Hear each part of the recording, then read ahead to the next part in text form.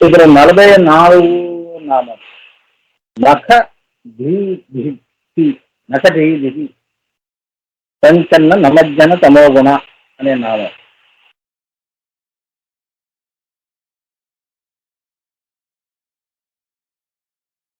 నఖదీది సంచన్న నమజ్జన తమోగుణ అంటే ఏంటంటే అమ్మవారి యొక్క పాదవందనము చెయ్యి వారి, అందుకే దండం పెట్టారు కదా అమ్మవారికి. పాదవందనము చేయువారి అజ్ఞానమును, అజ్ఞానం ఏమన్నా ఉంటే పోగొట్టునట్టిది అని సామాన్య అర్థం. వాడిని ముట్టుకుంటే పుణ్యం రా, అదే పుణ్యం పురుషుడురా, సాయిబాబాను ముట్టుకుంటే మన పాపం పోతుందిరా, గంగలో మునిగితే పాపం పోతుందిరా, అరే ఈ నీళ్ళు నెత్తి మీద పెడుకుంటే పాపం పోతుందా, అరే ఈ మంత్రం చేసుకుంటే దయ్యాలు భూతాలు మన దగ్గరికి రావురా, ఇట్లా అన్నమాట. ఇది చెప్తే నీకు అర్థమవుతుంది. అమ్మవారి సమక్షంలో నీకు తల్లి పాదుకలు వందనము చేయటం. అందుకే వందనము అంటే దొంగ నమస్కారాలు కాదు. నమస్తే వాడేదో చెప్తాను నేను చేస్తున్న అవసరం లేదు, నాకు అవసరమే లేదు. బలవంతంగా చేసే నమస్కారాలు కావు. జ్ఞానికాని చ పాపాని జన్మాంతర కృతాని చ ఆత్మ నమస్కారం సమర్పయామి అనే నమస్కారం ఒకటే తీసుకుంటుంది అమ్మవారు. తర్వాత దొంగ నమస్కారాలన్నీ తీసేస్తుంది. నువ్వు అనుకుంటావు ఆ దొంగ నమస్కారాలన్నీ అమ్మకేం తెలుసు, చిక్కువర ఆ మాయ కూడా ఆమెనే, మహామాయ స్వరూపం. ఆవిడే నేను అలా చేయించింది. అయ్యో అమ్మా నాతో ఇప్పుడు దొంగ నమస్కారం పెట్టించావమ్మా, ఎంత పాపం చేస్తున్నాను, వందనం పెట్టి ఇంకా పాపాన్ని పెంచుతున్నాను కానీ తగ్గించుకోలేదు అవునా. అంతేగా, అందుకే మళ్ళీ ఆవిడకి నువ్వు దొంగ నమస్కారం పెట్టేదానికి అవునా. ఇదే మన అజ్ఞానం అంటే. అందుకే మన పూర్వీకులు ఎంత తెలియగల వాళ్ళు అంటే ఋషులు వాళ్ళు చాలా వేదయుక్తంగా సాంప్రదాయం చెప్పారంటే ఆత్మ నమస్కారం సమర్పయామి అయిపోయిందిగా. ఇందులోని గుప్తనామములు ఏంటి? నకటి ధితి,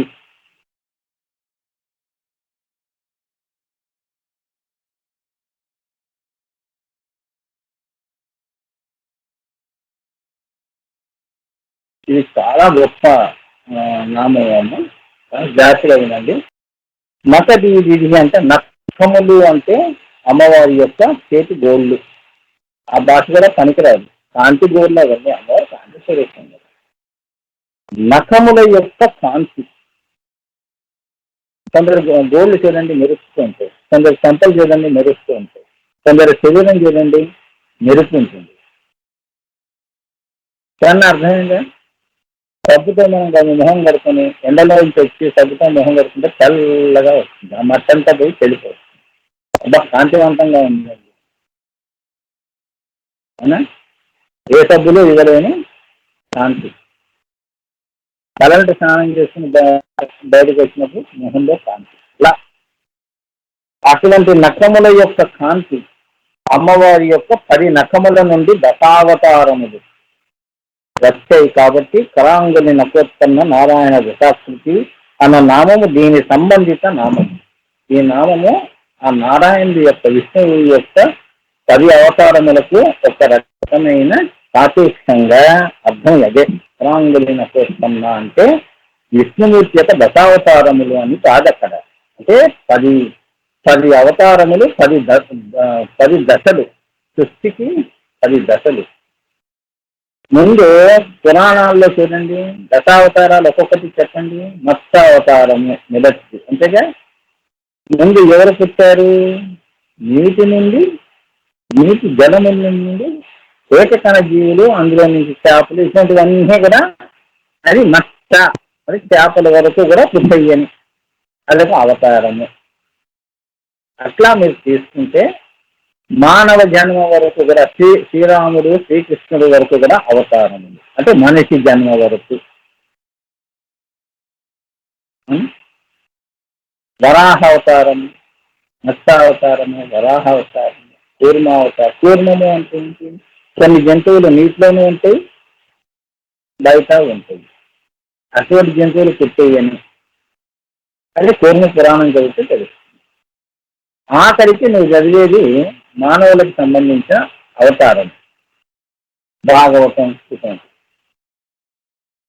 మరి సృష్టి ఎలా వచ్చింది? 10 దశల్లో వచ్చింది అని ఒక్కసారి రాలేదు. పిల్లవాడు తల్లిదండ్రులు కలవంగానే పిల్లవాడు పుట్టేస్తున్నాడు అదా కాదు కదా. 10 నవమాసాలు మోస్తేనే కానీ మనిషి పుట్టాడు. అదన్నమాట చెప్తున్నాడు. అమ్మవాడు కూడా నవమాసాలు నశోత్పన్న నారాయణ నశోత్పన్న 9 దశలుగా అని ఈ సృష్టి చేసింది అని. దశలో కళ్ళు మూసి కళ్ళు జరగగానే మనం పుట్టలేదు. అంత చదువు రూపంలో మనిషి వచ్చాడు అని దశ అవతారాలు అన్నా. సో నకటి విధి అంటే ఏంటంటే సృష్టి పరిణామ క్రమం ఏర్పడినది. ఇప్పుడు నేను చెప్పింది పరిణామ క్రమం. నీటి నుంచి పుట్టిన జంతువుల నుంచి మానవుల వరకు పరిణామంలో మనం పుట్టాం. అంటే నేను మొదటిగా మనమేం పుట్టలేదు. పరిణామ క్రమంలో మానవుడు వచ్చాడు, ఆఖరిగా వచ్చాడు. వాడు రాజు అయ్యాడు. జాగ్రత్తలో ఉంటాడు కాబట్టి బుద్ధి మనోబుద్ధి చిత్త అహంకారాలన్నీ ఉన్నాయి కాబట్టి వాడు మానవుడు. అందుకే ఇది చెప్పడం కోసమే అమ్మవారు తాను ఈ దశావతార రూపంలో మత్స్యావతారం నుంచి రామావతారం వరకు కూడా ఈ సృష్టి శ్రీ విద్య ఇలా జరిగింది అని ఒక కథ రూపంలో పురాణ ఇతిహాసాన్ని పెట్టుకుని మన పూర్వీకులు ఇలా చెప్పారు. అంతేగాని దానిలో ఉన్న అర్థం పక్కన పెట్టేసేసి విష్ణుమూర్తి వరాహ రూపంలో ఇలా ఏదో ఆయన యొక్క కొమ్ములు వరాహ కొమ్ముల మీద ఏదో భూమండలం అంతా మోయటం, ఈ బొమ్మలు చూసి అంతే జ్ఞానానికి పరిమితం కావచ్చు. దాని వెనక ఉన్న అర్థం చూస్తుంది. గూఢ అర్థము అంటారు. లలితా సహస్రనామం అనే రహస్యం. నామమే రహస్యంగా ఉంది. అందులో మళ్ళీ చిన్న చిన్న నామాలు తీసి మళ్ళీ అదొక నామం, అవి మళ్ళీ అదొక రహస్యం. ఆ రహస్యం తీసి మళ్ళీ ఇప్పుడు నేను మళ్ళీ చెప్తాను 3వ రహస్యం. అంత కష్టం చెప్పడం. అదే నారాయణ దశాకృతి. నారాయణ అంటేనే సృష్టి యొక్క పదమని అంతరార్థం. నారా అంటే నీరు, ఆయనము అంటే ఏంటి? అమ్మవారి దగ్గర నుంచి బిందువు నుంచి ఆ కాంతి నుంచి ఈ సృష్టి వచ్చింది అంటే అక్కడ బిందువు నుంచి ప్రయాణం చేసి ఈ నీటి వరకు స్థూలంలో ఉన్న నీటి వరకు కూడా ప్రయాణం చేసింది కాబట్టి ఆయనము, దక్షిణాయనము, ఉత్తరాయణము అంటారు కదా. సృష్టి క్రమాన్ని ఏమంటారు? దక్షిణాయనం. సంహార క్రమాన్ని అంతేనా? సంహార క్రమాన్ని ఏమంటారు? ఉత్తరాయణం. ఉత్తరాయణ పుణ్యకాలం పైకి వెళ్తారు. అమ్మవారు సృష్టి క్రమాన్ని దక్షిణాయనం. ఆయనము దక్షిణాయనంలో సృష్టి చేసింది, ఉత్తరాయణంలో సృష్టి ప్రళయం చేసేసింది. ఇంకా 2 ఆయనాలు ఉంటాయి అమ్మవారికి. అలా పైనుంచి రావటం, కింద నుంచి పైకి పోతాం. నువ్వు అంతగా సరిపోయింది. నువ్వు పైనుంచి వస్తే మళ్ళీ కింద నుంచి పైకి వెళ్ళాలి. భీష్ముడు అంతే కదా. అందుకే మంచితో పుణ్యకాలం చేసుకొని వెళ్తారు.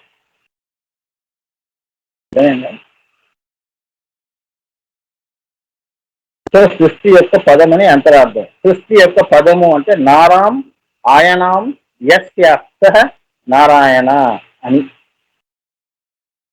నారం ఆయనం యస్య స నారాయణ అంటే ఏంటంటే విష్ణుమూర్తి. నారము అంటే ఏంటి? నీరు, కాంతి అని కూడా అర్థం. నీరు 2వ దశ. ముందు కాంతి, కాంతి గట్టి పడితే పంచభూతాలు వచ్చాయి అని. అది ఆయన. అమ్మవారి కాంతి నుంచి అంటే నాదము నుంచి ఈ పంచభూతాలు వచ్చాయి కాబట్టి నారాం ఆయనం, అది ఆయనం చేసింది, ప్రయాణం చేసి యస్య స నారాయణ అంటే ఈ సృష్టి అనేది జరిగింది. నారాయణుడి యొక్క ఆయనముతో అంటే ఆయన ప్రయాణం చేసి ఈ నేరుగా ఈయన ఈ భూమి మీదకి యథాకృతిని పొందాడు. 10 ఆకృతుల్లో ఈ సృష్టి జరిగింది.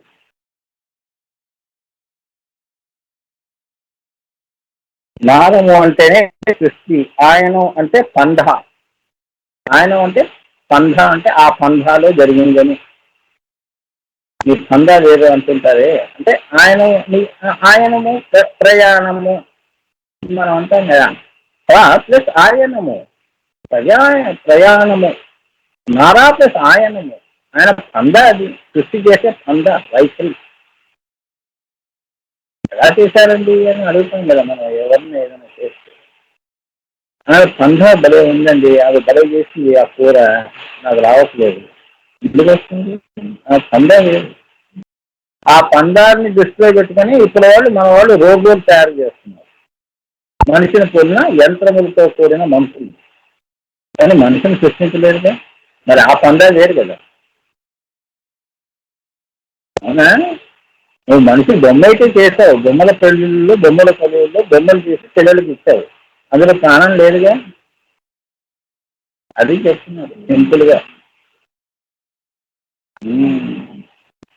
వీక్షణము యొక్క మార్గమును ఆయనము అంటారు. వీక్షణము యొక్క మార్గం అని ఆ సంకల్పం పెట్టుకొని కాంతి నారాయణము సృష్టి చేసింది, అది వీక్షణము. అదని ఇది పెట్టుకొని చేసింది సృష్టి. ఎందుకమ్మా ఈ కూర చేశావు అంటే ఎవరినో దృష్టిలో పెట్టుకుని చేయడం. అవునా, పిల్లలు కావచ్చు, భర్త కావచ్చు, లేదా తనకే కావచ్చు. సో ఆమె అది పెట్టుకొని చేసింది అని. సో ఈశ్వర ఈ క్షణము, అమ్మవారి యొక్క ఈ క్షణముల నుండి ప్రసరించే కిరణములు దారిని ఆయనము అంటారు. ఎక్కడైతే ఆ బిందువులో త్రికోణంలో ఉన్న బిందువు నుంచి కిరణములు, సూర్యుడి నుంచి కిరణాలు ఎలా వస్తున్నాయో, ఆ పరాకాశంలో ఆ శ్రీచక్రంలో బిందువు నుంచి కిరణములన్నీ కూడా ఈ భూమి దగ్గరకు వచ్చినప్పుడు ఇవన్నీ అంత పండాలో, అంత ఆయనము, అంత ప్రయాణము ఆ కాంతి చేసుకుంటూ పంచభూతాల్ని, ఈ 14 లోకాల్ని సృష్టించుకుంటూ ఓంకారంగా వచ్చి ఇదేంటి పంచీకరణం జరిగిన తర్వాత, పంచభూతాలు వచ్చిన తర్వాత స్థూల సృష్టి,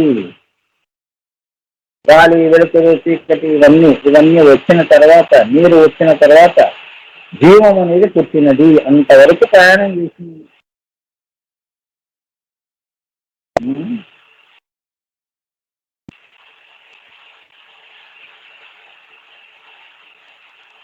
సో కిరణములు దానిని ఆయనము అంటారు. ఇక్కడ కన్ను అని అర్థం తీసుకోకూడదు. నకదీది వ్యత్యాసంగా చూస్తే క్షణ దీది అవుతుంది, అది పరంజ్యోతి తెలుస్తుంది కనుక. ఖన ఖగము ఖగరది అంటాను. ఆ ఏ నఖానే కాదు, అఘా నా దీది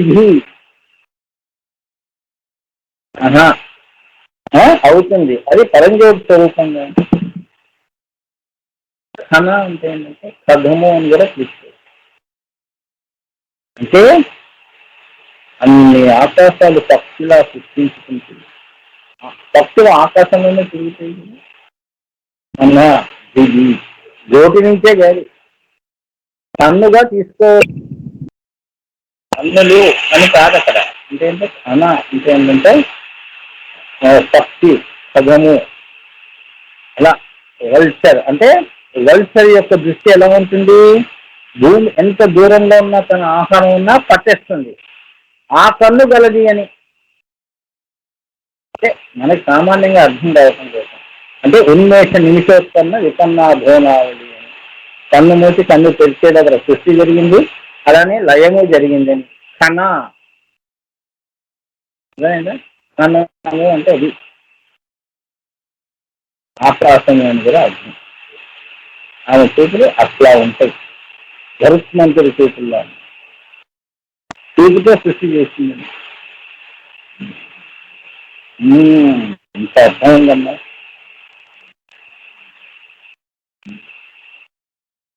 ఖన అంటే కాంతి. ఈ సృష్టి అంతా కాంతులు కదా. ఈ ఖన కళ్ళు కన్ను అన్నప్పుడు చూపు అని వస్తుంది, తారక అనేది వస్తుంది. ఈ ఖన అన్నా కదా ఏంటి? చూడటము. ఇక్కడ ఏంటంటున్నారంటే ఖన ది అన్నప్పుడు రెండవ నామం ఖన, అదే నామం తీసుకున్నారు. అదే జ్యోతికి జ్యోతి అయినది. జ్యోతికి జ్యోతి అనేది అంటే ఏంటంటే ఇప్పుడు నువ్వు ఉన్నావు అనుకో, నీ కంటిలో ఉన్న చూపుకి ఆమె చూపు తారక అయింది. డాక్టర్లు ఇచ్చే కన్ను కాదు, ఆ చూపుని నేను నీకు ఇస్తే నువ్వు చూస్తున్నావు రా నా యొక్క ప్రపంచాన్ని, లేదా నిజం చూస్తాను మొహం. సూర్యుడు కూడా అంతే, అందరూ అంటే అందుకే జ్యోతికే జ్యోతి ఆమె మాట. అందుకే పరంజ్యోతి అంటారు. మొదటి జ్యోతి, జ్యోతుల్నే వెలిగించిన జ్యోతి. నాకు చూపు సరిగ్గా ఉంది అంటే ఆ అమ్మవారు ఆ తారక అనే చూపు ఇచ్చింది మీకు ఆ నల్ల గుడ్డులో. అందుకే చూడగలుస్తున్నాం జ్యోతి. అది తక్కువ అయిపోయింది అంటే చూపు మందగిస్తుంది. అది చెప్తున్నారు. కణ